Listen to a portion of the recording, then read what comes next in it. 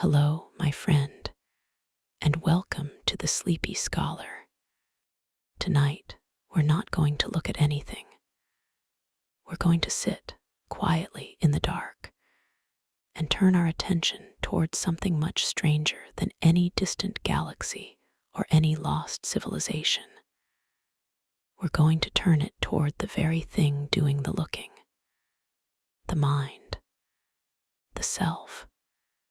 The quiet voice that seems so certainly to be you sitting somewhere behind your eyes, making choices, one after another, all through the day. For thousands of years, in candlelit studies and cold stone courtyards, a small number of very patient people have been pulling at the loose threads of that certainty. Not with telescopes, not with fossils, just with careful, relentless questions asked over and over until something that felt solid started to feel soft, uncertain, almost hollow in places. Tonight, we're going to walk slowly through 8 of those questions. Each one is a paradox, a puzzle that seems simple on the surface and only reveals its depth once you've already started falling into it. We'll begin with the biggest of them all, the question of whether you ever really choose anything at all. And from there, we'll drift through identity and vagueness and impossible machines and a very hungry, very indecisive donkey and a strange kind of prediction that punishes you for being rational, and a very old question about God and stones, and finally, a runaway train that has haunted philosophy classrooms for over half a century. None of these questions have tidy answers. That's all right. Tonight isn't about answers. It's about the slow, warm feeling of turning a difficult thought over in your hands in the dark until it stops feeling sharp and starts feeling like something you can simply set down and rest beside. So settle in. Let your shoulders drop. Let your jaw unclench. There is nothing you need to solve tonight. Just listen and drift, and let your thinking mind hand the evening over to whatever comes next. It's worth saying gently before we start: a paradox is not the same thing as a mistake. A mistake is something you fix and then move past and never think about again. A paradox is different. It's more like a knot that reveals, the harder you pull at it, that it was never really a snarl in the rope at all. It was 2 perfectly sound pieces of reasoning, each one built correctly, each one leading somewhere sensible, that simply happened to arrive at 2 different places. The rope isn't broken. It's just longer and stranger and more interesting than you expected when you first picked it up. That's the spirit we'll be borrowing tonight. Not the spirit of a student cramming for an exam, trying to land on the one correct answer before the clock runs out. Something closer to the spirit of lying on your back in a field, tracing the shape of a cloud, content to let it be exactly as vague and shifting as it actually is. Philosophy, at its best, isn't in a hurry. It has been sitting with most of these puzzles for 2,000 years, and it will still be sitting with several of them 2,000 years from now, long after tonight, long after all of us. There is no test at the end. There is only the quiet pleasure of having looked carefully at something most people never pause long enough to notice at all. Let's begin. Somewhere, right now, you probably feel as though you decided to listen to this. You chose it. Maybe you thought about a few other things you could have done tonight. Read a book, scrolled through your phone, gone straight to sleep. And out of all those options, you, the author of your own evening, picked this one. It feels obvious. It feels almost silly to question. And yet, for centuries, some of the most careful thinkers in human history have quietly suspected that this feeling, the feeling of choosing, might be one of the most convincing illusions the mind ever produces. Let's go back a little to the 17th century, to a lens grinder and philosopher living quietly in the Dutch Republic, largely cut off from the religious and academic establishments of his day. His name was Baruch Spinoza, and he proposed something that unsettled almost everyone who read it. Spinoza suggested that everything in the universe, every rock, every wave, every human thought, follows necessarily from what came before it, the way one line of a proof follows from the line above it.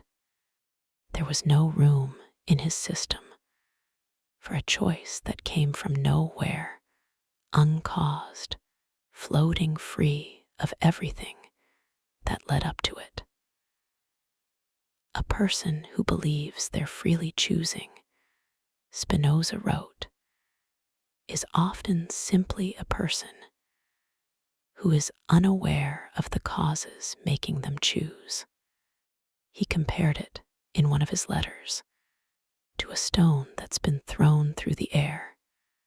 If the stone could think, it would believe it was flying toward its destination by its own will, simply because it doesn't feel the hand that threw it, or the arm behind the hand, or the mind behind the arm. That idea that freedom might just be ignorance of your own causes is the seed of almost everything we're going to explore tonight. Now, let's fast forward about 300 years, out of the study and into the laboratory. In the early 1980s, a neuroscientist named Benjamin Libet ran an experiment that many philosophers still argue about today. Libet asked volunteers to sit in front of a clock with a fast-moving dot circling its face, wired up with electrodes measuring the electrical activity of their brains. Their only task was simple. At some point, whenever they felt like it, flick their wrist, and the moment they became consciously aware of asterisk deciding to flick it, they were to note where the dot was on the clock. What Libet found was strange. The brain, it turned out, showed a specific pattern of electrical buildup. Researchers call it the readiness potential, that began several hundred milliseconds before the person reported becoming consciously aware of their decision. In other words, something in the brain appeared to be gearing up to act before the conscious mind had, as far as it could tell, made up its mind at all. Now, this experiment has real limitations, and philosophers and neuroscientists have spent decades picking it apart. questioning whether that readiness potential really reflects a decision being made, or something more like a general fluctuation in neural noise that simply happens to precede action. But even with all those caveats, Libet's work cracked something open. It suggested, at minimum, that the felt experience of deciding might arrive a little asterisk after the underlying process that produces the behavior, like a news anchor reporting on an event that already happened backstage, but describing it as though it were happening live, right there in the anchor's own voice. If that's true even in a small way, it raises an old, uncomfortable question, one that predates neuroscience entirely. If every thought you have arises from a prior brain state, and that prior brain state arose from the one before it, and so on, all the way back through your childhood, your genes, the particular arrangement of atoms in the particular universe you happen to be born into, then at what point exactly did you freely, from nowhere, uncaused, step in and add something extra? Some thinkers, called hard determinists, answer simply, never. There was no such moment. There couldn't be. Every choice you've ever made was simply the next link in a chain that started long before you existed and will continue long after. Other thinkers push back gently. Compatibilists, a long tradition running through philosophers like David Hume, and more recently, thinkers such as Daniel Dennett, argue that this doesn't actually erase freedom. It just redefines it. Freedom, in this view, isn't about being uncaused. It's about being the kind of cause that reflects your own reasoning, your own values, your own character, rather than a chain or a gun or someone else's hand forcing your arm. A person who chooses generosity because it reflects who they are, they'd argue, is free in every sense that matters, even if that choice was, in some deeper sense, the only thing they could have done, given everything that made them who they are. And still others simply sit with the discomfort, unresolved. The philosopher Galen Strawson has spent much of his career arguing for what he calls the basic argument, the idea that to be truly, ultimately responsible for an action, you'd need to be truly, ultimately responsible for the character that produced that action, which would require being responsible for the character that produced asterisk that character, and so on, backward forever, until the chain runs out somewhere in your infancy, your genes, your parents, long before there was ever a you capable of choosing anything at all. There's a particular flavor of compatibilist argument worth sitting with a little longer, because it reframes the whole debate in a surprisingly practical light, rather than asking the grand, cosmic question of whether the universe as a whole is determined. Some compatibilists ask a smaller, more local one.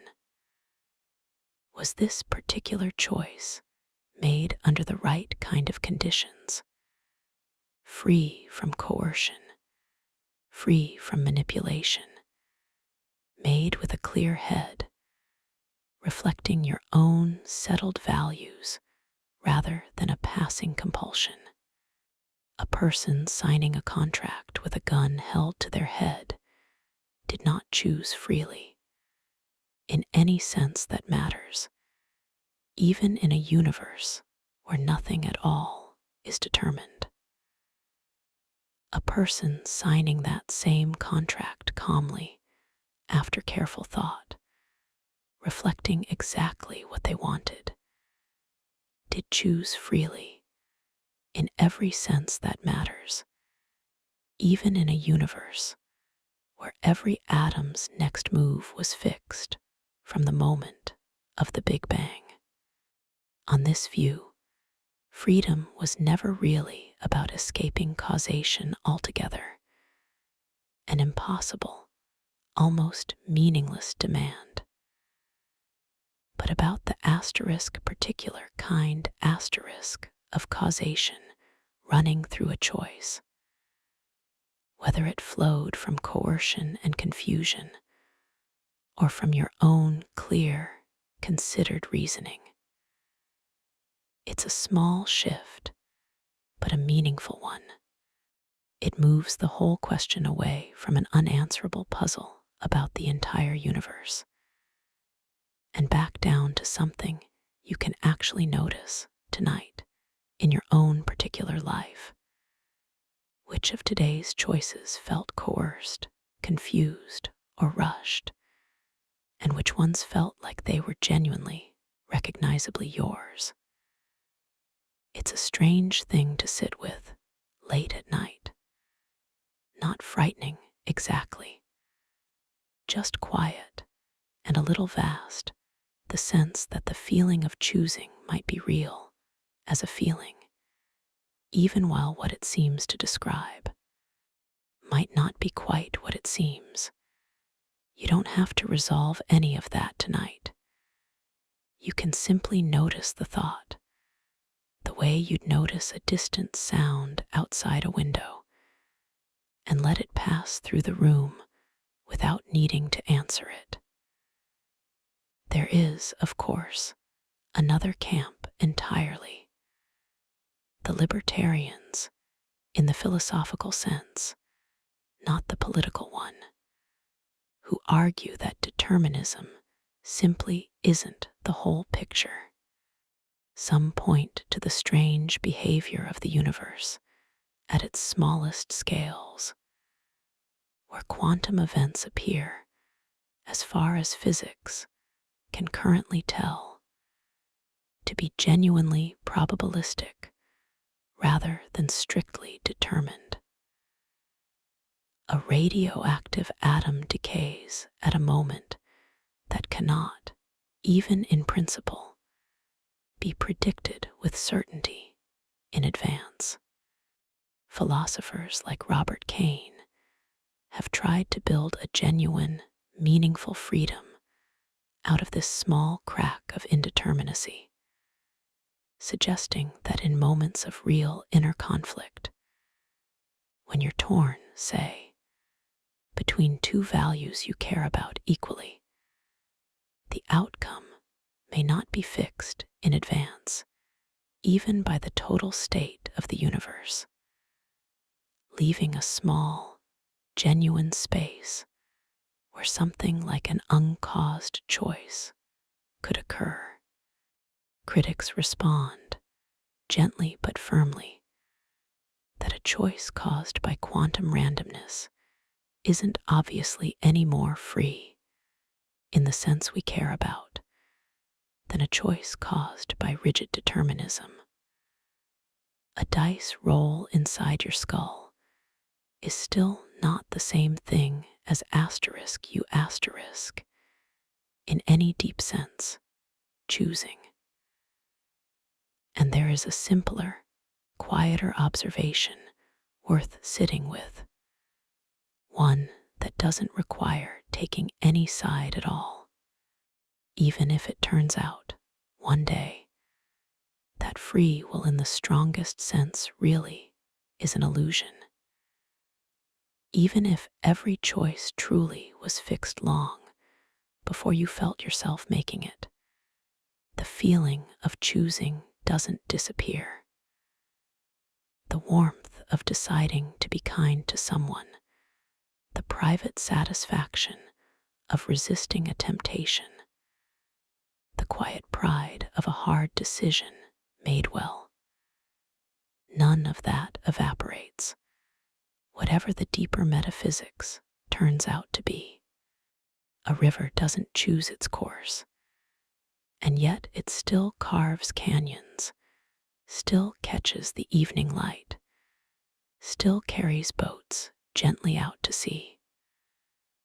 Perhaps you are something like that river, moving exactly where the whole shape of the land was always going to send you, and still, somehow, unmistakably, doing something worth calling a life. There's one more thread worth following before we let this question rest for the night. And it comes from a small, curious thought experiment devised by the philosopher Harry Frankfurt in 1969. Imagine someone secretly implants a device in your brain that would force you to vote a particular way in an election, but only if you were about to vote differently.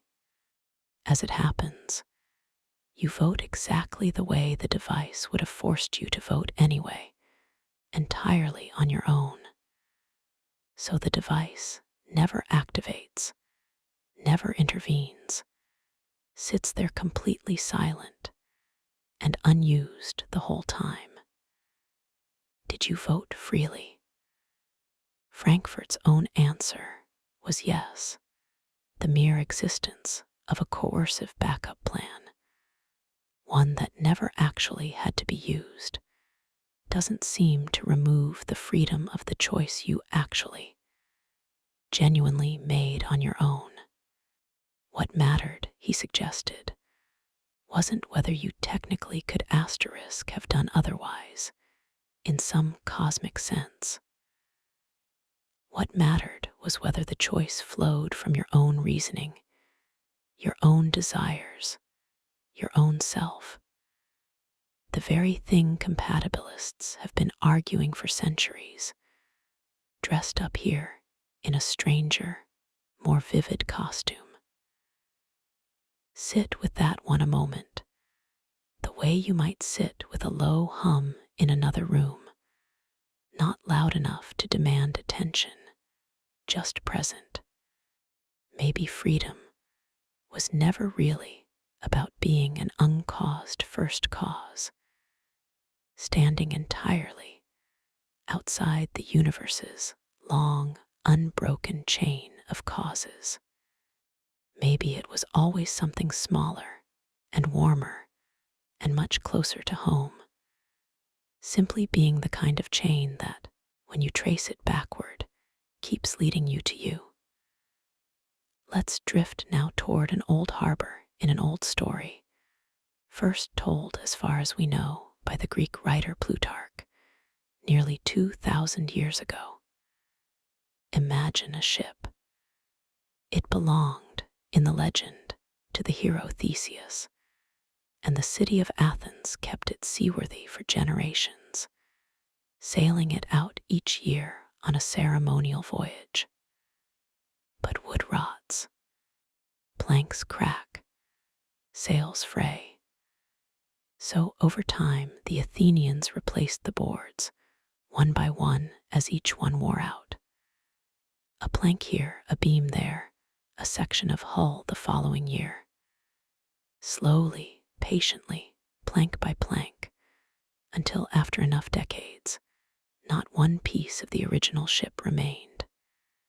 Here's the question the old story leaves us with, sitting quietly in the dark like a stone in still water. Is it still the same ship? On one hand, there was never a single moment where the ship stopped being itself. Each repair was small. The ship that sailed out the day after a repair looked, functioned, and was treated exactly like the ship that sailed out the day before. There's no obvious line you could draw and say, here, on this Tuesday, the true ship ended, and a new ship, wearing its face, began. On the other hand, if you gathered up every one of those old, discarded planks, every board that had ever been removed, and assembled them in their original arrangement into a second vessel, which one would be the real ship of Theseus, the one sailing in the harbor, built now entirely of new wood, but which never stopped being used, named, and treated as the original, or the one made of every original plank, reassembled, but which had spent decades sitting in pieces, forgotten, never actually sailing as a ship at all. Philosophers describe this as a problem of asterisk identity over time. The question of what, exactly, makes something the same thing it was yesterday, given that almost nothing about it, physically, has to stay the same at all. And once you start looking, you find the ship everywhere. Your own body is a version of this puzzle. Skin covering your hands right now is not the skin that covered your hands 7 years ago. It's been replaced many times over, cell by cell, in a process that never really stops. Much of your skeleton, your blood, even sections of your gut lining, cycle through their own quiet, gradual replacement on timescales ranging from days to years. There are a few tissues, some of the neurons in certain regions of the brain, the lens of your eye, that appear to last a lifetime without ever being fully replaced. But a great deal of what makes up you, physically, is closer to that harbor ship than most people realize. A structure that persists not because its material stays the same, but because something else, a pattern, a continuity, a story holds steady, while the matter itself quietly comes and goes. So what is that? Something else. Some philosophers point to memory, the thread of continuous recollection, linking each of your days to the ones before it. The thing the philosopher John Locke leaned on when he argued that personal identity is a matter of consciousness extending backward through memory, not a matter of the body or the soul staying materially fixed. Others point to asterisk bodily continuity itself, not sameness of matter, but an unbroken causal chain, one state of the body giving rise to the next, and the next, without ever being interrupted. Others still point to narrative, the story you tell yourself about who you are, which quietly edits and re-edits itself over the years, but which feels, from the inside, like a single, unbroken thread. None of these answers are fully satisfying on their own. Memory can fail. Think of the disorientation of someone living with severe amnesia, still undeniably themselves in some sense, even without access to the memories that were supposed to anchor that self. Bodily continuity can feel too thin.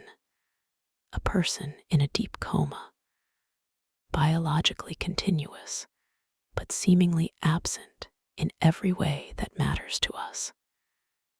and narrative can feel too flimsy. Surely you don't stop being asterisk you the moment you forget or misremember part of your own story. Maybe that's the quiet lesson the old harbor story leaves behind. That identity, whether it belongs to a ship or a person, might not be an asterisk thing you can point to at all. It might be closer to a river, always moving, always replacing its own water, and yet somehow from the shore, unmistakably the same river you swam in as a child. You are not the same collection of atoms you were a decade ago. And yet, here you are, still you. Let that sit gently, without needing to be solved. There's a modern cousin of the old wooden ship worth mentioning. Quietly, before we move on, the teleporter thought experiment, discussed at length by the philosopher Derek Parfit. Imagine a machine that scans every atom of your body in perfect detail, transmits that information to a distant location, reconstructs an exact physical duplicate of you there, down to every memory and every synapse, and destroys the original in the process. Have you traveled? Or have you simply died quietly in a scanning booth, while somebody who merely believes themselves to be you continues on, somewhere else? Parfit's own conclusion was almost as unsettling as the question itself. He suggested that our ordinary notion of a single, unified self, persisting unbroken through time, might be less like a solid fact of the universe, and more like a useful fiction, a rough sketch the mind draws over a much stranger, more fragmented reality. That idea, oddly enough, echoes something far older, arrived at through an entirely different route. In certain Buddhist philosophical traditions, there's a teaching called asterisk anatta asterisk, often translated as non-self, which holds that what we call a person is really a shifting bundle of processes, sensations, perceptions, habits, awareness itself, arising and passing moment to moment, with no fixed, unchanging core sitting quietly underneath them, directing the show. Not nothing, exactly. Just not a single, solid thing either. Closer again to that old ship, always in for repair, plank by plank, and yet, somehow, always still recognizably itself, sailing on. You might even notice a small, gentle version of this every single night. Each time you fall fully asleep, ordinary waking awareness quietly switches off, no thoughts, no sense of time passing, nothing there to notice the gap at all. And each morning, something wakes that feels, immediately and without hesitation, entirely continuous with the person who fell asleep the night before. Perhaps that nightly gap is the smallest, gentlest rehearsal there is for the ship's old question. Whatever you are, it seems to survive its own quiet interruptions rather well. Let tonight be another one of those interruptions, not an ending, just a pause, with someone unmistakably like you waiting on the other side of it. There's a slightly different angle on the ship worth considering too. one that shifts the puzzle away from what stays the same and toward what actually does the persisting asterisk.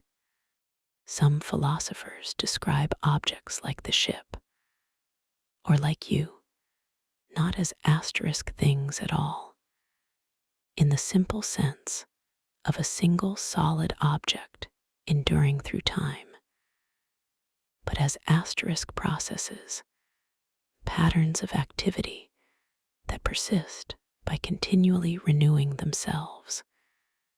The way a whirlpool in a river isn't a fixed object made of particular water molecules, but a stable shape held in place by the water's continuous motion through it.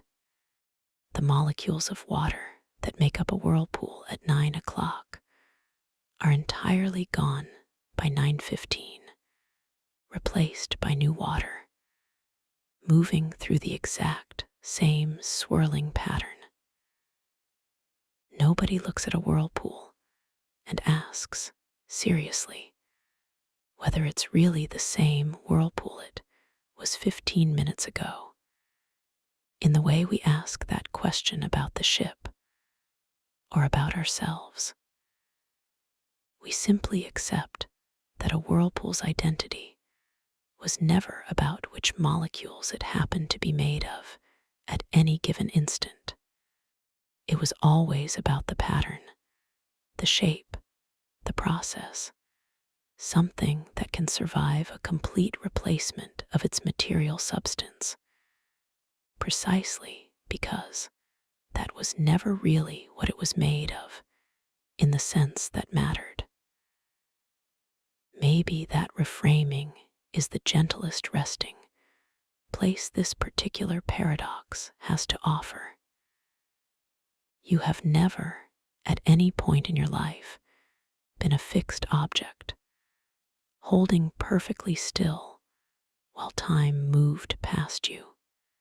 You have always been closer to the whirlpool, a stable, recognizable shape, sustained moment to moment by a river of atoms, memories, habits, and cells that never once stopped quietly flowing through you and out the other side.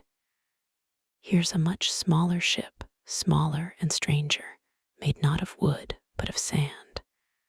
Take a single grain of sand, just one resting alone on a table. Nobody looking at it would call it a heap. Now add a second grain, still not a heap, a third, a fourth, still surely not a heap. One grain more or less could never be the difference between not a heap and a heap, could it? And yet, if you keep adding grains, one at a time, following that same small, reasonable rule that a single grain never makes the difference, you will eventually end up with 10,000 grains piled into an unmistakable heap, having never crossed a line that turned it into one. This is called the Sorites paradox, from the Greek word sorrows asterisk, meaning heap, and it was explored by ancient thinkers associated with the philosopher Eubulides of Miletus, roughly 24 centuries ago. It looks, at first, like a bit of wordplay, a puzzle for a rainy afternoon, but underneath it sits something much larger, the strange, blurry nature of almost every category the human mind relies on. Consider tall. Is someone who is 5 feet, 11 inches tall? Most people would say, sort of, it depends on context, on who they're standing next to, on what culture is doing the asking. Now try bald. Is a man with exactly 4,000 hairs on his head bald? What about 4,001? Somewhere between a full head of hair and true baldness, There is no precise hair count, where not bald flips into bald. And yet, everyone agrees the two categories are real and different, and that some people clearly belong to each. Even the word night has this softness at its edges. At noon, it is unmistakably day. At midnight, unmistakably night. But somewhere in the slow fading of a summer evening, the world passes from one to the other without ever handing you a precise, ticking moment where day legally becomes night. The transition happens the way warmth leaves a cup of tea, continuously, gradually, with no single instant you could point to and say, there, that was the second it went cold. Philosophers call this property vagueness asterisk, and it isn't a flaw in language that a better dictionary could fix. It appears to be baked into the very way human concepts work. We form categories: heap, tall, bald, night, old, rich, red, by pointing to clear central examples and letting the edges blur outward, fading like the edge of a shadow rather than snapping shut like a door. It's a remarkably efficient way for a mind to sort an infinitely varied world into a manageable number of usable boxes. But it means that almost every category you rely on, every single day, without ever noticing, is quietly, permanently unfinished at the edges. Some philosophers, called epistemicists, argue there actually is a precise line somewhere, an exact number of grains that makes a heap. We simply can never know where it is, because our language was never built with the precision to track it. Others, called asterisk supervaluationists, argue that in the fuzzy middle ground, statements like "this is a heap" are neither strictly true nor strictly false. They simply sit in an unresolved, undefined space, the way a coin balanced perfectly on its edge is neither quite heads nor quite tails. And a few, more radically, suggest that the paradox reveals something almost comforting if you let it.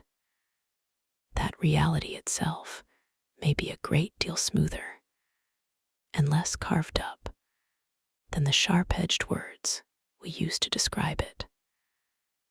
The world doesn't actually contain a hard line between young and old, or warm and hot. Those lines exist only in the sorting mind, laid gently over a world that never asked for them and never quite agreed to hold still long enough to keep them. There is something quietly restful in that thought, if you let it settle. So many of the categories we worry about, successful or not, on time or late, thin or not thin enough, may simply be grains of sand, added one at a time, onto a pile that was never meant to have a precise edge in the first place. The blurriness even reaches into places we'd like to imagine are perfectly precise, like the law. Many legal systems draw a hard, exact line at a particular birthday, 18, in many countries, separating child from adult for most legal purposes. But nobody seriously believes a person is meaningfully, developmentally different at 1 minute past midnight on that birthday than they were the day before. The law needs a precise line to function at all. You cannot write a sensible voting statute around a fuzzy, gradual notion of maturity. So it borrows a hard edge from the calendar and quietly imposes it onto a process that biologically and psychologically has no hard edge of its own.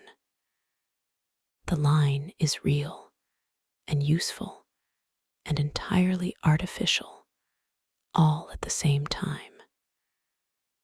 Color offers perhaps the gentlest version of this puzzle, one you can picture easily in the dark. Look at a rainbow or a color wheel, and you'll see roughly 6 or 7 named bands: red, orange, yellow, green, blue, violet, laid over what is, physically, a completely smooth, continuous spectrum of wavelengths, with no true boundary anywhere between one color and the next. Different languages and cultures, historically, have drawn those boundaries in slightly different places, grouping what English speakers call blue and green into a single word in some traditions, or carving out extra bands where English sees only one. The light itself never changes, only the grid laid over it, sorting the smooth continuum into tidy little named boxes, shifts from one culture to the next. A small, quiet reminder that even something as seemingly objective as color has a heap of sand quietly living inside it. Logicians have even built entire alternate systems of reasoning to live more comfortably with this fuzziness, rather than fighting it. In classical logic, a statement is simply true or false, with nothing in between.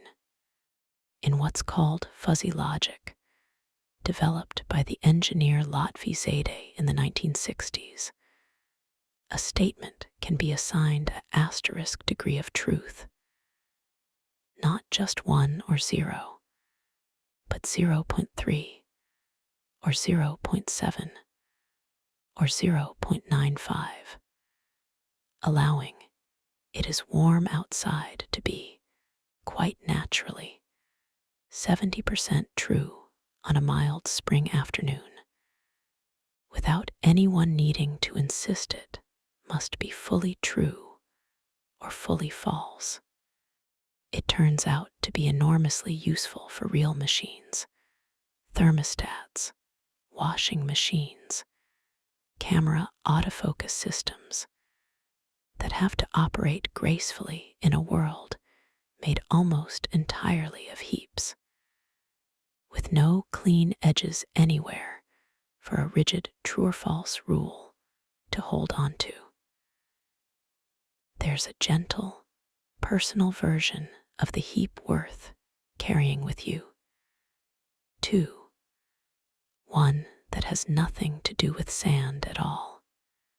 Think of the slow drift from stranger to acquaintance to friend to close friend in almost any real relationship you've ever had. There was never a single conversation, a single shared meal, a single act of kindness that alone flipped the switch from someone I know to someone I trust completely. Each small moment added 1 grain, and yet, somewhere along the way, without any of those grains individually mattering all that much, an unmistakable heap quietly formed. a closeness that is now simply a fact about your life, even though no single instant could ever be pointed to as the one that built it. Perhaps that's the softest lesson tucked inside this old puzzle about sand. Some of the most important things in a life are never built in one dramatic moment. They're built the way heaps are always built. One small, unremarkable grain added quietly again and again, until one day you look up and somehow there it is. Now, a stranger kind of puzzle.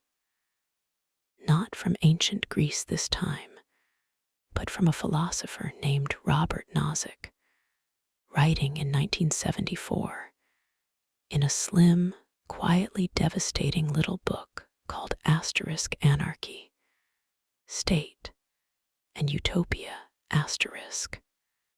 Nozick asked his readers to imagine a machine, an experience machine capable of producing, for the rest of your life, any experience you wanted.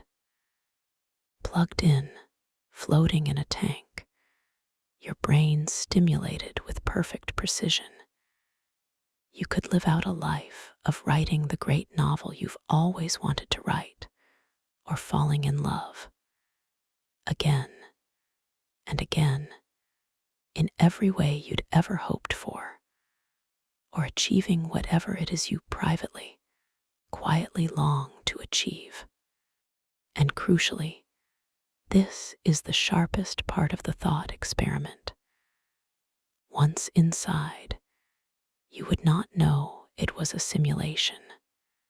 From the inside, it would feel exactly, indistinguishably, like a real life, filled with real triumphs and real joys. Here's Nozick's question, and it's a simple one to ask, and a strangely difficult one to answer honestly. Would you plug in? Most people, asked this question, hesitate. And Nozick's whole argument rests on that hesitation.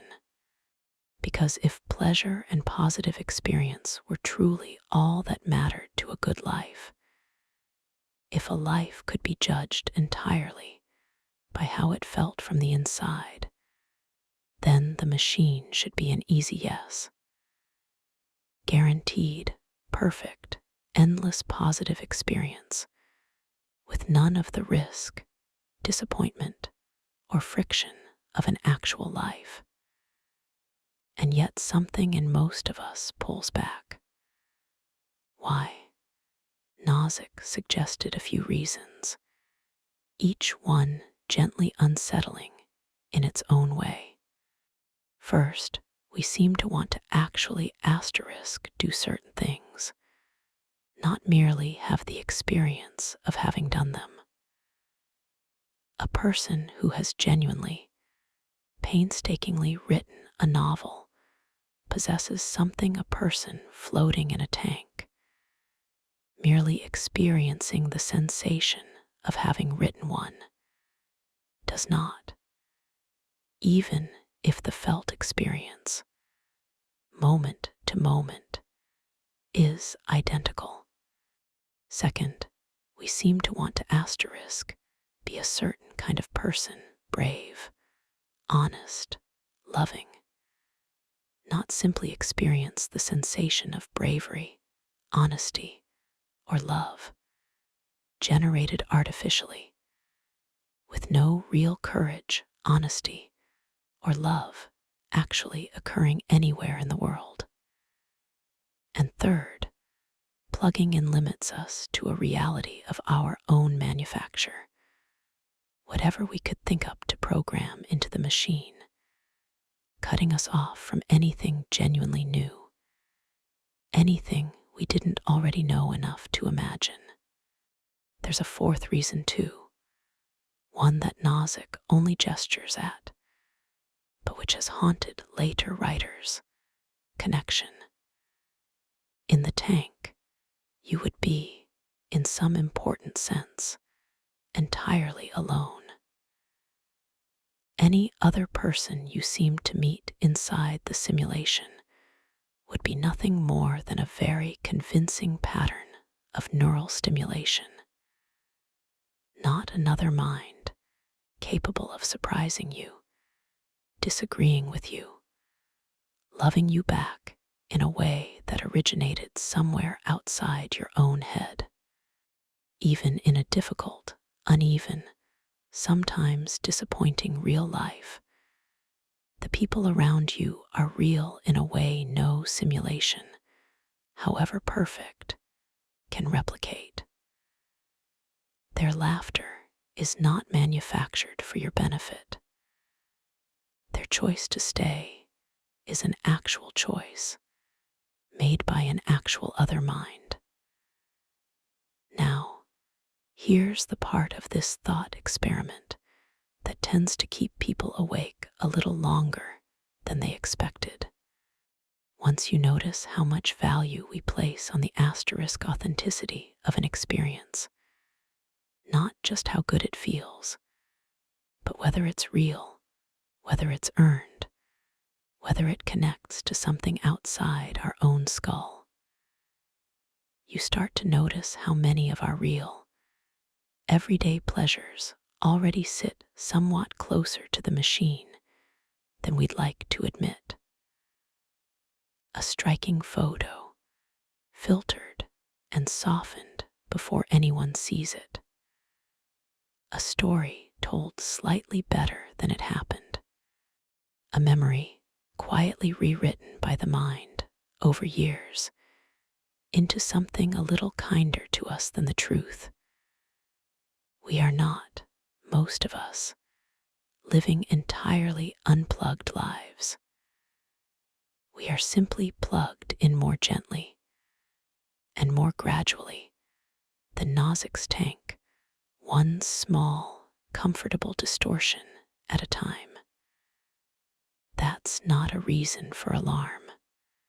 It's simply an invitation, a gentle one, meant for a quiet evening like this one, to occasionally ask yourself which of your comforts are the real thing and which are a very convincing, very comfortable copy.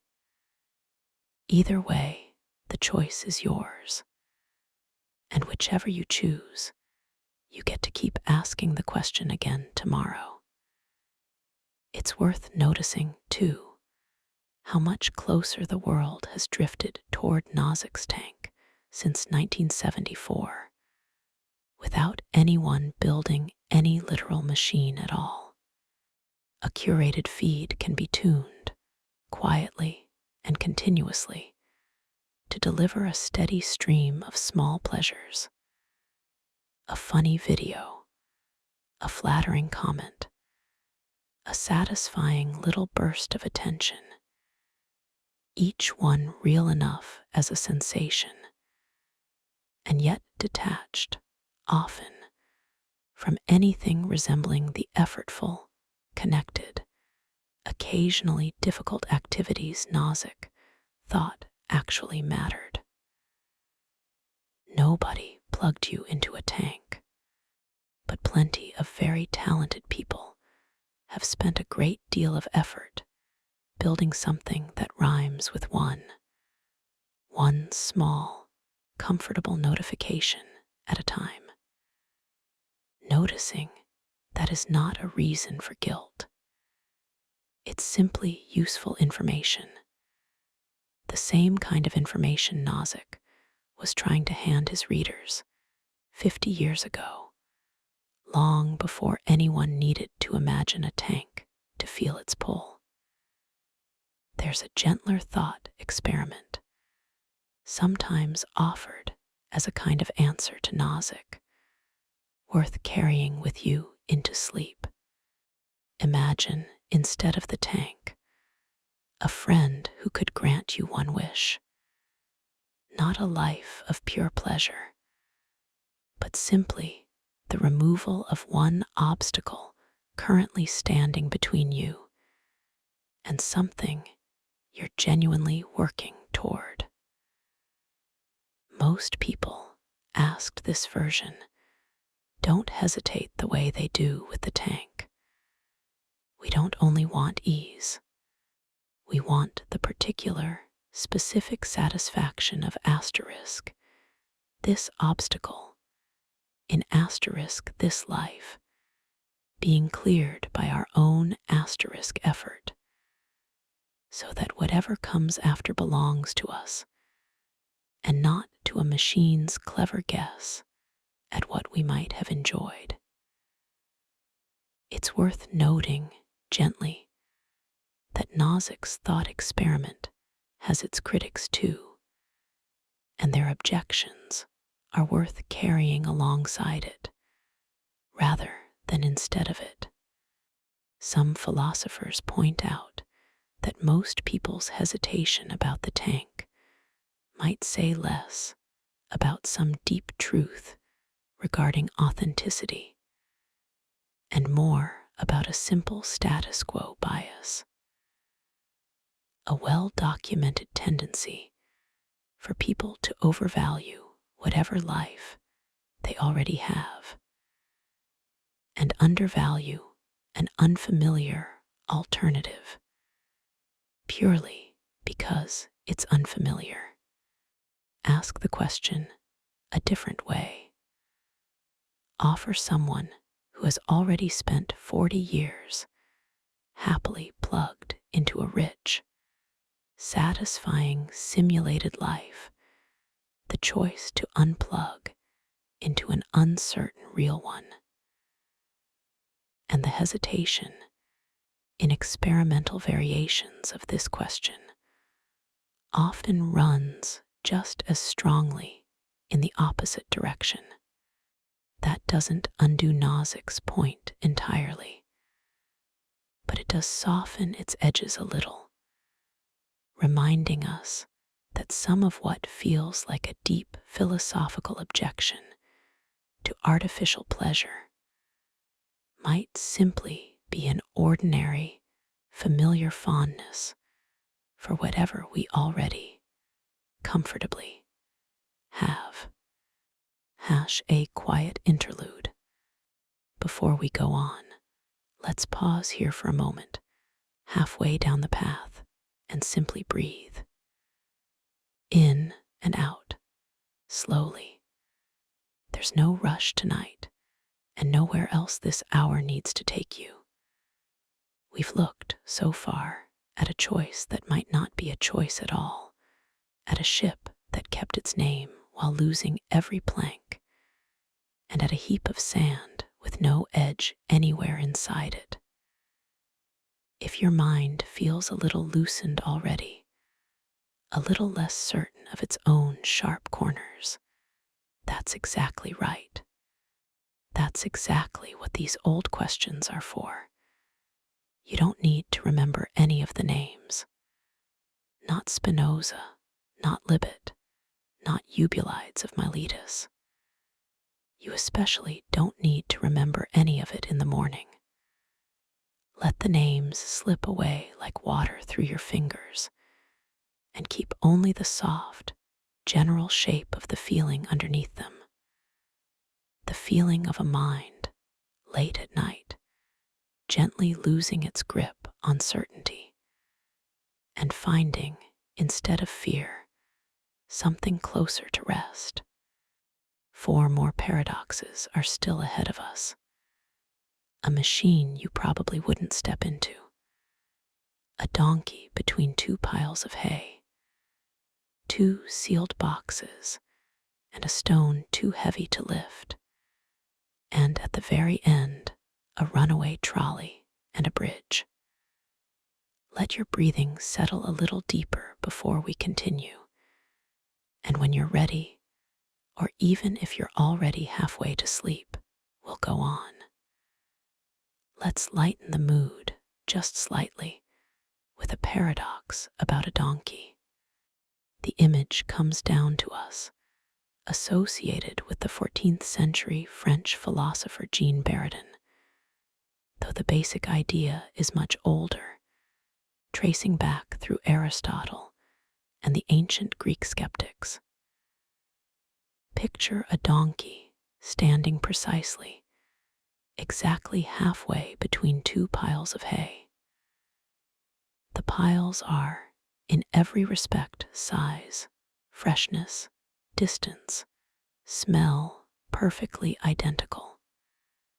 The donkey is hungry. It wants hay. But because there is no reason, none whatsoever, to prefer the pile on the left over the pile on the right, the donkey, so the paradox goes, becomes trapped in a perfect, symmetrical deadlock, and unable to choose, quietly starves to death, standing exactly between two meals it was fully capable of eating. It sounds almost silly, put that way. Real donkeys, of course, don't do this. Given two identical piles of hay, a real donkey will simply wander toward one, nudged by some tiny, irrelevant asymmetry. A slight breeze carrying, sent a little more strongly from one side. A small twitch of the head, some minuscule flicker of randomness in its own nervous system that breaks the tie without any need for an asterisk reason to break it. But the paradox isn't really about donkeys. It's about a much sharper question hiding underneath. Can a purely rational being, one that only ever acts for reasons, ever actually choose between two options it has been given absolutely no reason to prefer? If reason alone can't break a perfect tie, then where exactly does the tie-breaking actually come from? Some thinkers argue this exposes a small crack in the idea of pure, rational agency, a being that acted only, ever, on sufficient reason, would indeed freeze, solid the moment it encountered a perfectly balanced choice. The way a calculator, given a genuinely undefined operation, doesn't produce an answer. It simply halts. What saves real creatures, donkeys and humans alike, from Buridan's fate is precisely the *im* purity of our decision-making. The small noise, the passing impulse, the mood, the unexamined nudge, all the messy, non-rational static running quietly underneath our reasoning, ready to break a tie the moment reason itself falls silent. There's something almost tender in that idea, if you sit with it a while.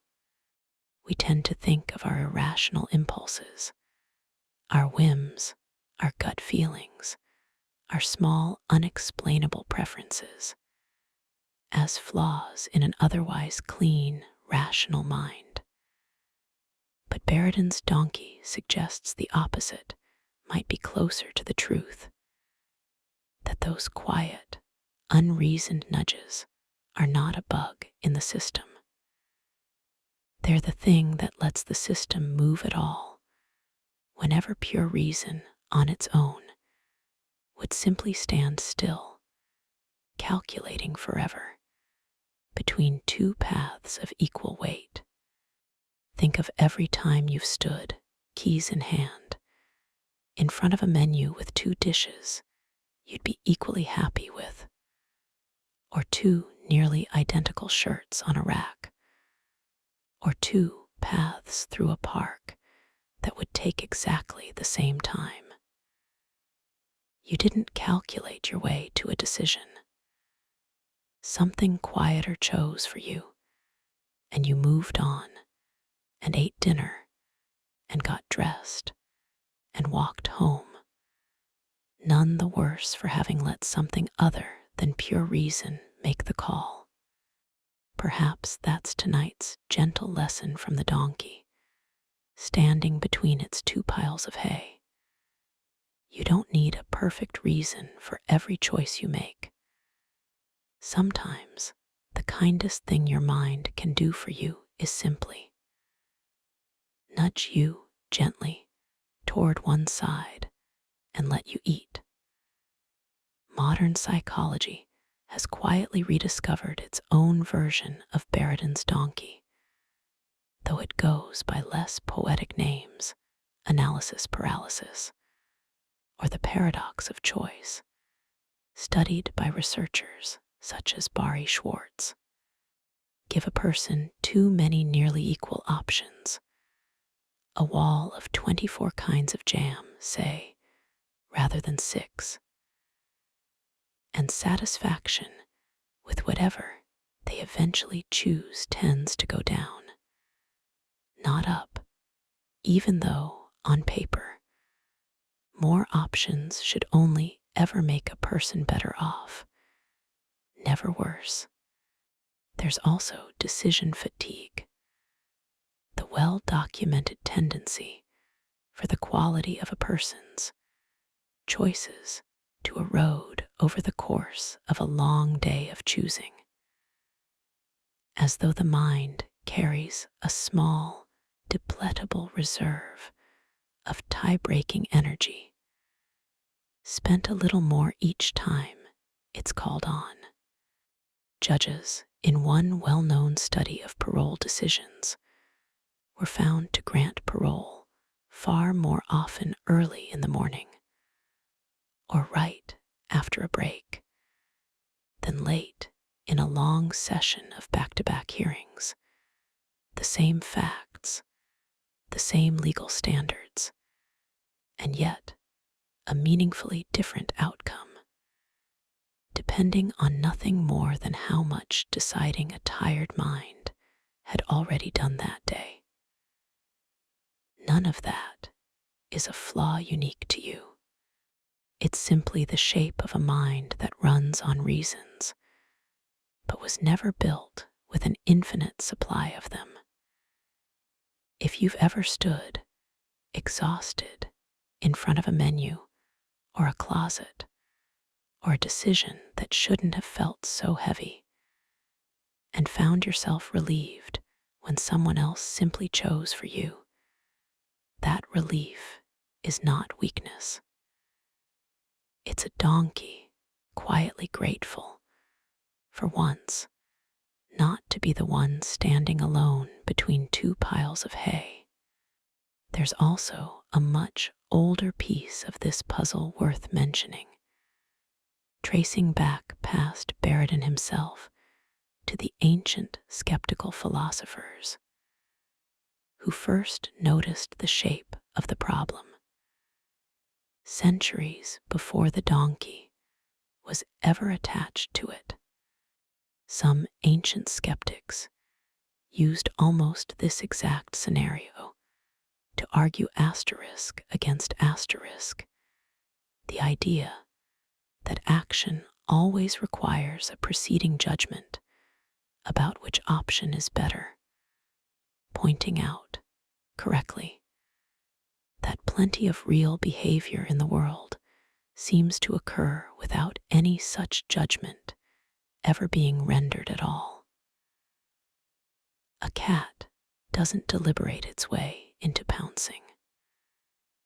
A hand doesn't deliberate its way into flinching from a hot stove. And the skeptics argued plenty of human action might work the very same way, arising directly from impulse, habit, and appetite, with the tidy story of reasoned judgment, followed by action added afterward, by a mind eager to feel like the author of its own behavior, rather than a passenger riding along beside it. It's a smaller, quieter echo of the very first paradox we visited tonight. The sense that the feeling of reasoning your way to a decision might, itself, sometimes be a story told after the fact, wrapped neatly around a choice that had already, quietly, been made. This next one is stranger still, and it comes to us from the physicist William Newcomb, who devised it in 1960, though it was the philosopher Robert Nozick, the same Nozick from the experience machine, who brought it into wide philosophical discussion a few years later. Here is the setup. In front of you sit two boxes. Box A is transparent, and inside it you can plainly see $1,000. Box B is opaque. You cannot see inside it at all. You are told that Box B contains either $1 million or nothing, and the amount was determined before you ever sat down by a mysterious, almost supernaturally accurate predictor. Call it the predictor, which has observed your behavior, studied your psychology, and made an extraordinarily reliable forecast of what you, specifically, would choose to do in this exact situation. Here is the rule the predictor followed in deciding what to put in Box B. If it predicted you would take only Box B, leaving the visible $1,000 behind, it placed the $1 million inside. If it predicted you would take both boxes, grabbing the guaranteed 1,000 as well as whatever might be in Box B, it left Box B empty. Now you're sitting there, and both boxes are already sealed, their contents already fixed, sitting in front of you, unchangeable. The prediction has already been made. What was placed in Box B cannot change now, no matter what you decide in the next few seconds. So, do you take one box or both? Here's where the paradox splits even careful thinkers into two camps, each one absolutely certain the other is making an obvious mistake. The first argument says, take both boxes. Whatever is inside Box B is already fixed. It has been fixed for however long you've been sitting in that chair. Your choice right now cannot possibly reach backward in time and rewrite what's already inside a sealed box. So, whatever is in there, you are strictly better off also taking the guaranteed $1,000 sitting in plain view in Box A. This is called dominance reasoning, taking the option that's better, or at worst equal, no matter what the fixed, hidden state of the world turns out to be. The second argument says, take only Box B. Yes, the contents are fixed, but the predictor, remember, is described as extraordinarily reliable. Every person in the past who reasoned their way into taking both boxes has overwhelmingly been the very person the predictor foresaw taking both boxes, and so found Box B empty, walking away with only the paltry 1,000. Every person who took only Box B has, overwhelmingly, walked away a millionaire. If you're the kind of person whose reasoning leads you to grab both boxes. Then, by simple, observed pattern, you are exactly the kind of person the predictor foresaw, correctly taking both, and left box be empty for. Your clever dominance reasoning isn't outsmarting the predictor. It's simply the reasoning the predictor already knew you'd use. What makes Newcomb's paradox so quietly disorienting is that both arguments are logically careful. Both seem, from the inside, completely airtight, and they lead to opposite conclusions.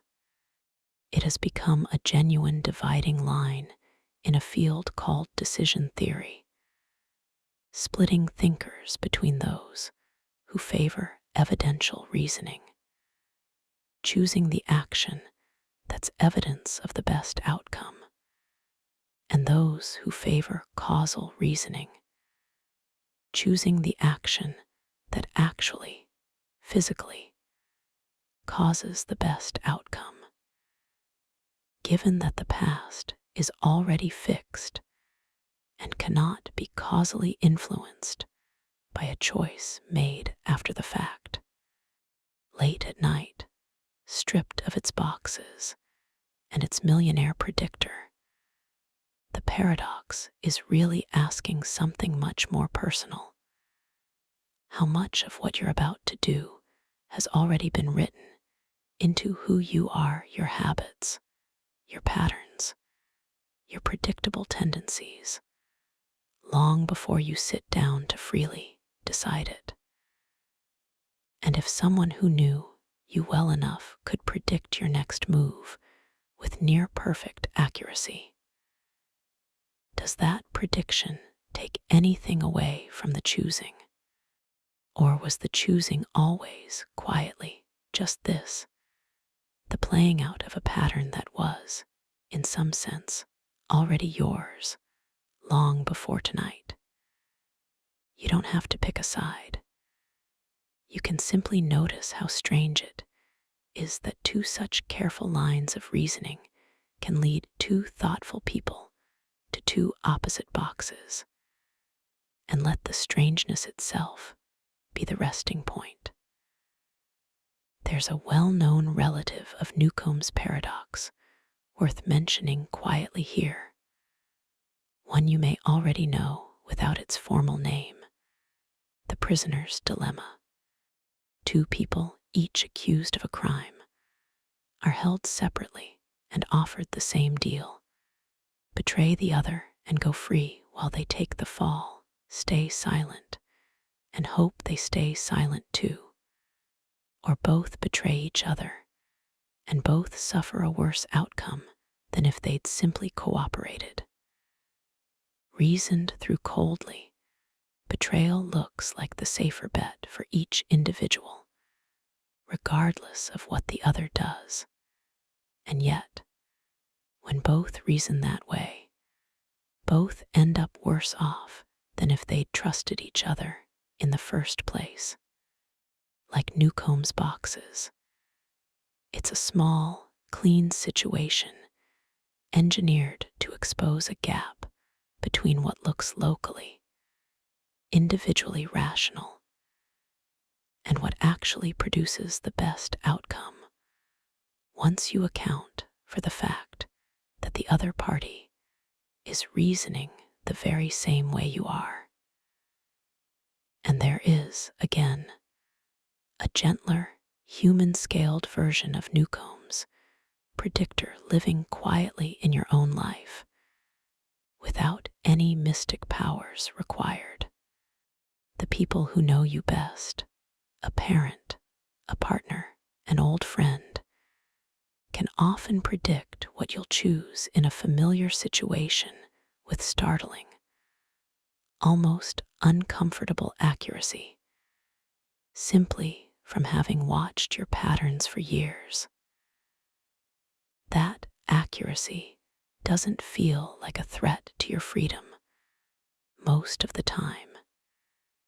It feels like being known, perhaps the coldest, most abstract version of the predictor, sitting in a philosophy paper, and the warmest, most human version, sitting across the dinner table from you, are pointing at the very same quiet truth. You are, in large part, a set of patterns, legible to anyone who loves you closely enough to learn them. And that legibility, rather than diminishing you, is very often what lets you be loved accurately, rather than in the abstract. Philosophers have also spent a great deal of care picking apart why the two-box argument feels so airtight, since dismissing it outright always felt too easy. Part of the trouble is a concept called backward causation, the unsettling suggestion buried inside the one-box argument that your choice now might somehow be tangled up with an event that already happened earlier, before you ever sat down. Careful thinkers who favor the causal reasoning behind taking both boxes insist this is simply an illusion of the setup. Correlation between your choice and the prediction is not the same thing as your choice reaching backward through time to cause the prediction. Careful thinkers on the other side reply that if the correlation truly is as close to perfect as the puzzle insists, then worrying about backward causation may be missing the point entirely.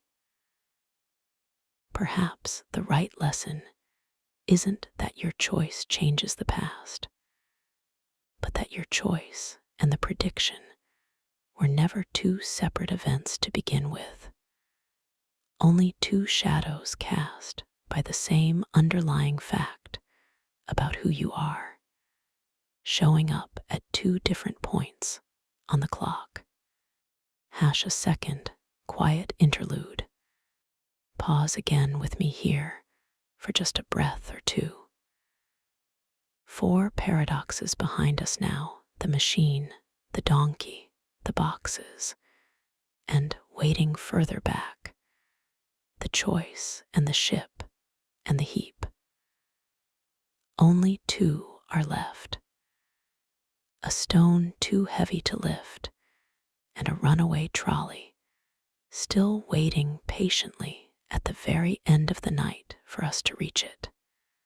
If your thoughts have already started to loosen and blur a little at their edges, if you've caught yourself rereading the same sentence, or losing the thread halfway through one of these long, winding paragraphs, that's not a failure to pay attention. That's exactly what this hour is for. Let the philosophy get a little slippery. Let the names and the dates soften into background texture, the way a fire crackling in another room becomes, after a while, just a warm sound rather than something you're actually listening to. There's nowhere else you need to be right now, and nothing left tonight that needs solving. Just the sound of a voice walking slowly through the dark toward the last 2 doors of the evening. Let's turn now to a much older question, one that has occupied theologians and philosophers for well over 1,000 years, phrased here in its most familiar modern form. Can an all-powerful being create a stone so heavy that even that being cannot lift it? Notice the trap coiled quietly inside the question. If the being asterisk can create such a stone, then there exists something, the stone itself, that the being cannot lift, meaning the being is not, after all powerful. But if the being cannot create such a stone, then there is already something, the impossibly heavy stone, that the being cannot do, meaning, again, that the being is not all-powerful. Either way you turn it, the question seems to arrive at the same quiet, unsettling conclusion. True, unlimited omnipotence appears to collapse the moment you ask it to define its own outer edge. This puzzle, often called the omnipotence paradox, traces back at least to medieval philosophical and theological writing, and it's been picked up, turned over, and gently diffused by thinkers ever since, in a handful of different ways. One response points out that the question may simply contain a hidden contradiction, the way asking, "Can you draw a four-sided triangle?" contains a hidden contradiction.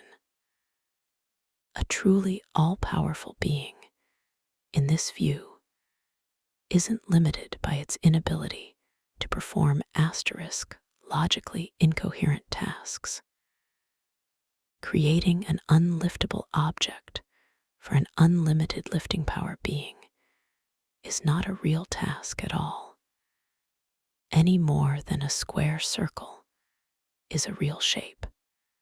The philosopher and theologian Thomas Aquinas, writing in the 13th century, took roughly this position, arguing that omnipotence means the power to do anything that is genuinely, logically possible, and that self-contradictory requests simply fall outside the category of things at all, rather than being things an all-powerful being unfortunately can't manage.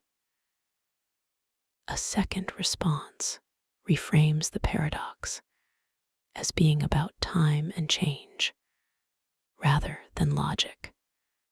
An all-powerful being, on this view, could indeed create the impossibly heavy stone. And in that very act, the being's own power would simply expand to match, growing capable of lifting it. In other words, omnipotence might not be a fixed, static property, frozen in place, but something closer to an ever-expanding boundary, redrawing itself the instant it's tested. A third response, the most philosophically minimalist, simply says, the paradox reveals that all-powerful, taken to its most literal, unqualified extreme, was never a coherent concept to begin with, and most serious theological traditions never actually meant it that way.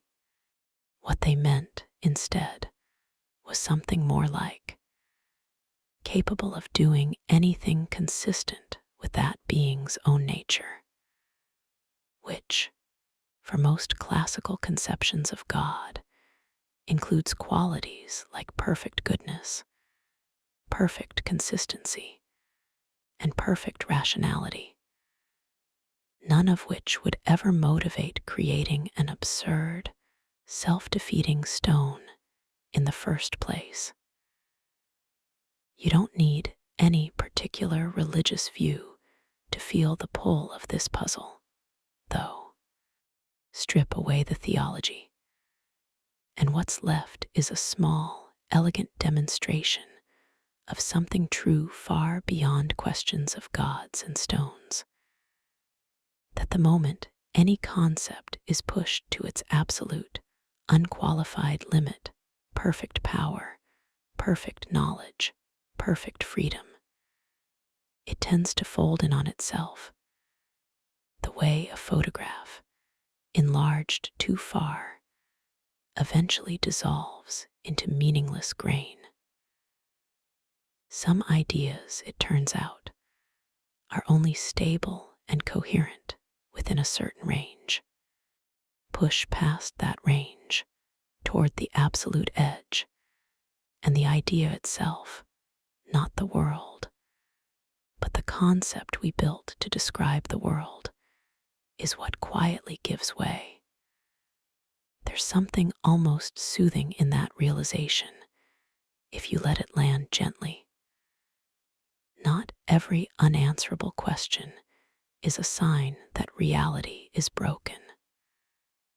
Sometimes it's simply a sign that the word we used to ask the question was reaching further than any word was ever built to reach. The stone has a few quiet siblings worth mentioning, other places where a concept, pushed all the way to its own edge, seems to fold back and bite itself. There's the ancient liar's paradox. The simple sentence, "This sentence is false," which is true only if it's false, and false only if it's true, spinning forever without ever settling. There's Russell's paradox, discovered by the philosopher and mathematician Bertrand Russell in 1901, which asks you to imagine the set of all sets that do not contain themselves, and then asks whether that set contains itself, a question that, worked through carefully, has no consistent answer at all, and which quietly shook the foundations of mathematics badly enough that entire new systems of set theory had to be built just to fence the problem safely away. Omnipotence, self-reference, unlimited sets, different costumes, but very often the same underlying shape. Push a concept hard enough toward everything, without exception, and it tends to discover, somewhere near the very top of its own reach, a small, stubborn contradiction folded quietly into its own definition. Perhaps there's something almost restful in noticing how old this particular family of puzzle really is, and how many extraordinarily careful minds have already spent their lives circling it, without ever needing to fully resolve it in order to build mathematics, or theology, or philosophy, or anything else worth building. You are not failing to solve something everyone else has solved. You are simply visiting, for one quiet evening, a room that has never fully closed and never needed to. Before we let the stone rest, it's worth pausing on one more quiet twist to the puzzle, since it circles all the way back to where tonight began. Notice that the omnipotence paradox and the free will question share the same shape, viewed from just the right angle. Both ask what it would really mean to be truly, absolutely unlimited in power, in the stone's case, or unlimited in the ability to choose freely, uncaused, from nowhere, in the case of the will. And in both cases, pushing all the way toward that absolute, unlimited version seems to produce not a stronger kind of freedom or power, but a kind of collapse. A being who could do absolutely anything, including logically incoherent things, isn't more powerful than a being whose power is coherent and well-defined. It's simply undefined, the way dividing by zero doesn't produce an enormous number. It produces nothing sensible at all. Perhaps limitation of a certain careful kind isn't actually the opposite of power or freedom. Perhaps it's the very thing that lets either concept mean anything in the first place. And now, the last paradox of the evening, probably the most famous one in modern philosophy, and the one most people have encountered in some form without ever knowing its formal name. It was introduced by the philosopher Philippa Foot in 1967 and later developed further by Judith Jarvis Thomson. And it goes, in its simplest version, like this. A runaway trolley is speeding down a track, and directly ahead, 5 people are tied to the rails, unable to move. You are standing beside a lever. If you pull it, the trolley will divert onto a side track, where, unfortunately, one person is tied, alone. If you do nothing, the trolley continues straight ahead, and the 5 people are killed. If you pull the lever, the trolley kills one person instead, and the 5 are saved. Most people, given this version, say, pull the lever. One death instead of 5 feels, to most moral intuitions, like the clearly better outcome. Even though pulling the lever means you are the one who redirected the trolley toward a person who would otherwise have been perfectly safe. But then Judith Jarvis Thomson introduced a second version, and this is where the paradox really tightens its grip. Same runaway trolley, same 5 people tied to the tracks ahead. But this time, there is no side track and no lever. Instead, you are standing on a footbridge above the tracks, next to a very large stranger. You realize that if you push this stranger off the bridge, their body will land on the tracks and stop the trolley before it reaches the 5 people, saving 5 lives at the cost of 1. Exactly the same arithmetic as before. Would you push? Here is the deeply strange part. Most people who happily pulled the lever in the first version recoil at the thought of pushing the stranger in the second. Even though, counted purely in lives saved and lives lost, the 2 scenarios are mathematically identical. 1 death, 5 lives saved in both cases.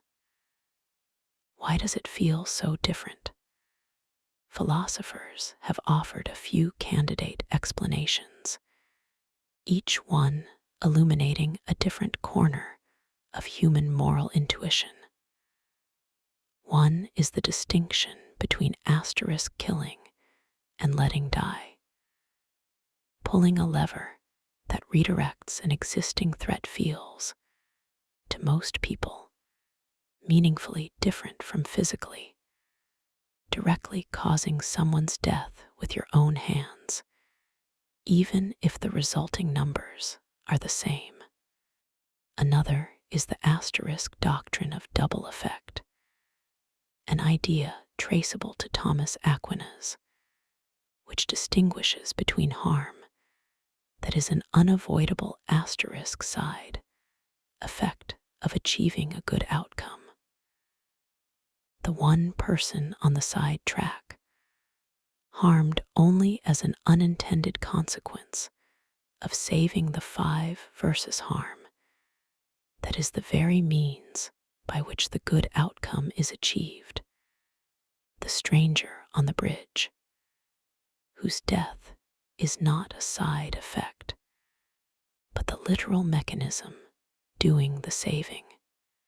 A third explanation points simply to physical directness.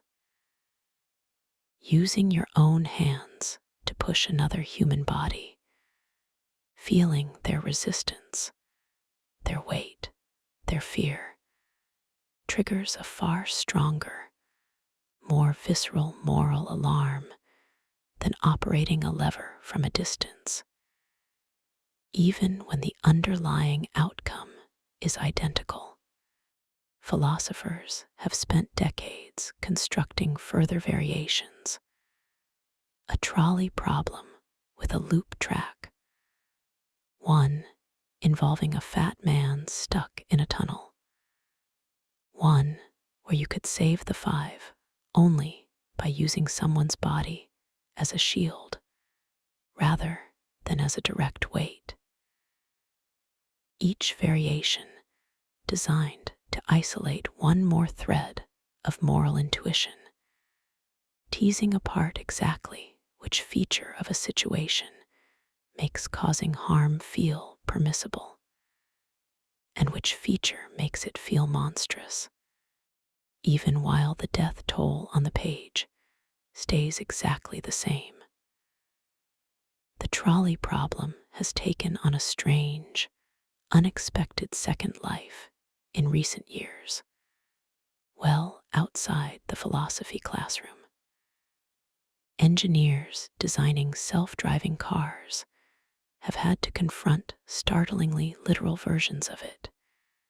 Should an autonomous vehicle, facing an unavoidable collision, be designed to protect its own passenger at the cost of pedestrians, or protect the greater number of people outside the car at the cost of its own passenger? A question that once lived only in thought experiments, tested on undergraduates with pen and paper, is now, quietly, being encoded into the actual decision logic of actual machines, moving at actual speed down actual roads. What the trolley problem ultimately reveals, more than any specific answer, is that human moral intuition doesn't run on a single, clean formula. It runs on a tangle of competing instincts, shaped by evolution, culture, and something almost aesthetic in how harm is caused, not just how much harm results.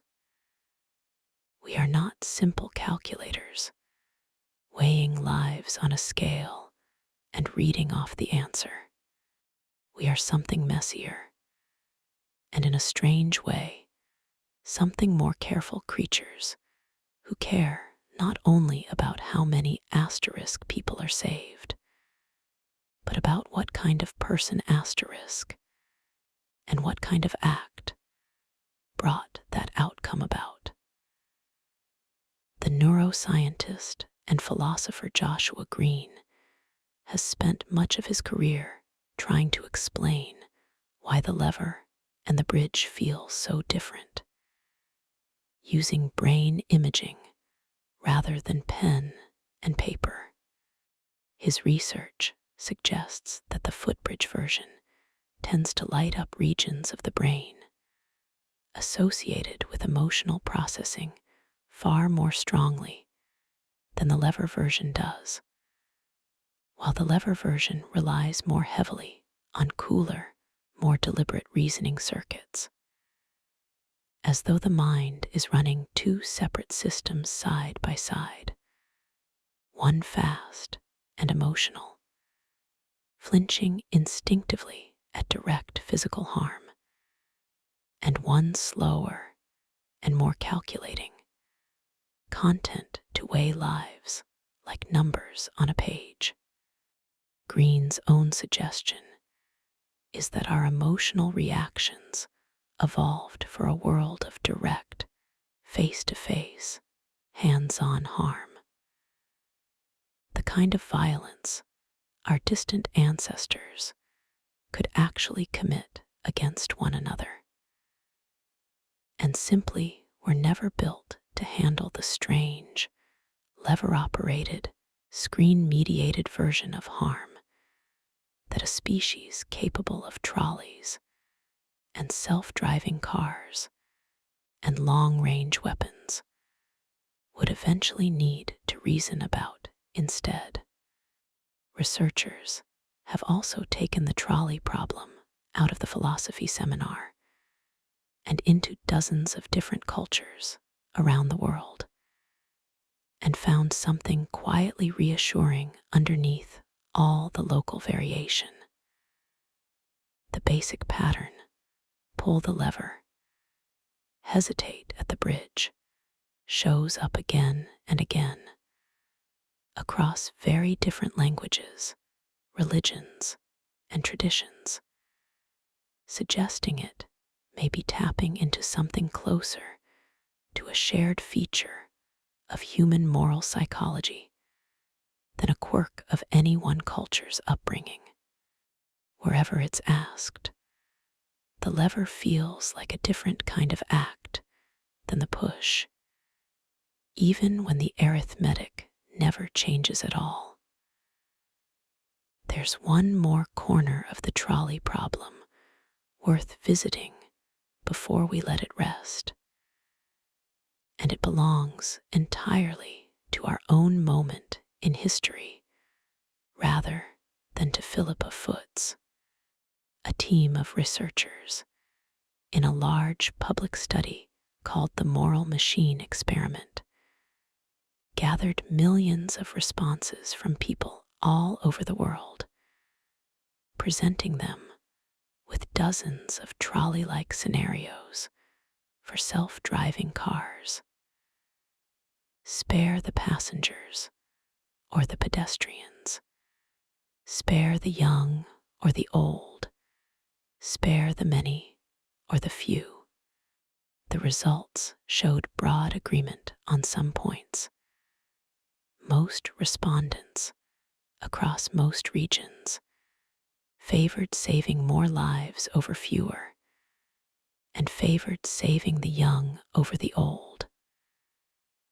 But also real, persistent cultural variation on others, enough that no single, universal rulebook could be quietly extracted and handed to every car manufacturer on Earth, which means an old thought experiment about a lever and a footbridge, once confined to seminar rooms, is now, quietly, one of the genuine engineering problems of our century. A puzzle that has outgrown philosophy and started showing up in owners' manuals, safety regulations, and the actual, physical decisions of actual machines sharing the road with actual people, including, perhaps, the very car that might one day carry you home. Closing. 8 paradoxes, now resting quietly behind us. A choice that may have already been decided before you felt yourself deciding it. A ship that was never quite the same ship, and never quite a different one either. A heap of sand with no edge.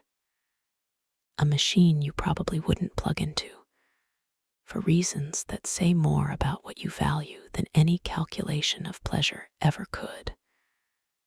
A donkey, saved from starvation by its own small, unreasoned nudge. 2 boxes, and a predictor who may already know which one you'll choose. A stone too heavy for its own creator to lift. And a trolley, forever caught between a lever and a bridge. None of these puzzles were ever meant to be solved tonight. Some of them, honestly, may never be solved at all, not because no one has thought about them carefully enough, but because they sit right at the edges of concepts that were never built to reach quite that far. And that's all right. There is a kind of peace available in an unanswered question. Once you stop treating it like a locked door and start treating it like a window left open on a warm night. Nothing to force open, nothing to fix, just something to let the air move through gently while you rest. So let these questions drift now, the way smoke drifts up and thins into nothing against a dark ceiling. You don't have to hold onto any of it. Let your breathing slow. Let your thoughts loosen and soften and lose their edges, the way the line between day and night always does. Somewhere in the quiet middle of an evening, just like this one. Whatever tomorrow asks of you, whatever choices are waiting, whether they were ever truly free or not, they can wait until morning. Notice, if you can, how quiet the room has become. Not silent, necessarily. Perhaps there's still a clock somewhere, or the faint hush of air moving through the house, but quiet in a deeper way, the way a mind becomes quiet after it has been allowed to wander through 8 enormous questions without ever being asked to solve a single one of them. That's a rare kind of rest. Most of the day asks you to decide things: what to eat, what to say, what to click, what to answer. And each of those small decisions, however tiny, asks something of the deciding part of you. Tonight asked nothing like that. Tonight only asked you to listen and wonder, and let the wondering itself be enough. Somewhere out past the edges of this room, the world is still turning over its old, unanswered questions, the way it has every night for as long as there have been minds awake to ask them. Someone else, somewhere, is lying in their own dark room right now, turning over their own version of the ship, or the heap, or the stone. You are not really alone in wondering about any of this, even in the quietest hour of the night. You never really were. Think for a moment of everyone who has ever lain awake with one of tonight's 8 puzzles.